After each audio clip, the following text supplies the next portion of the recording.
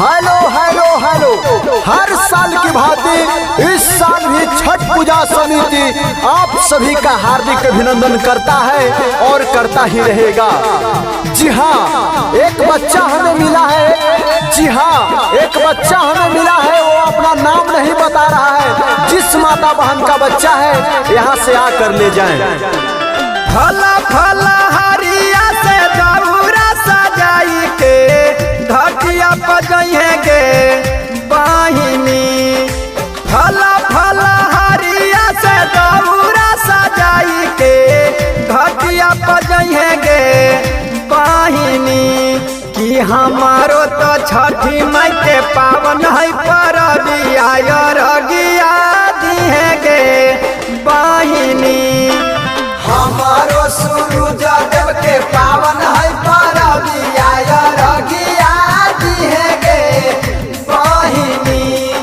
छठी माई के महिमा के जाना है जहाना मायो आशीर्वाद वाली है गे बहिनी।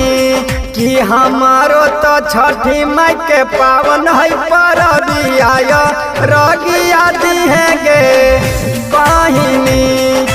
हमारो सूरज देव के पावन है परबिया रगिया दिहेगे बहिनी।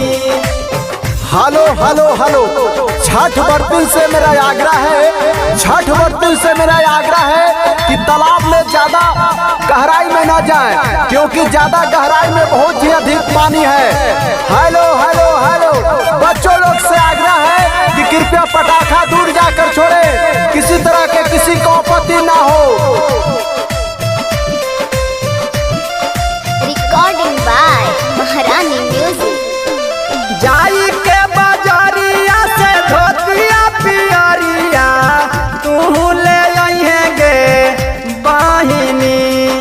जाई के बाजारिया से धोतिया पियरिया तू ले आइहेगे बहिनी। कि हमारो तो छठी माई के पावन है परबिया रगिया दिहेगे बहिनी।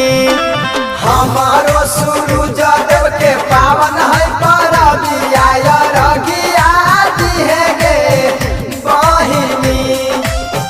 Hello hello hello. छठ घाट पर आए हुए भक्त लोग से आग्रह है कि कृपया अपना ऊख ज्यादा ऊपर ना करें, क्योंकि ऊपर बिजली का नंगा तार है। जी हाँ, सभी भक्तजनों को छठ पूजा समिति हार्दिक अभिनंदन करता है और करता ही रहेगा। म्यूजिक बाय मनोज माही। मनोज सुखारी के तू बोलाई के पचरा गवैहेगे बहिनी। यादव शशिकांत तो मिठू के बोलाई के पचरा गवैहेगे बहिनी। कि हमारो छठिया माई के पावन है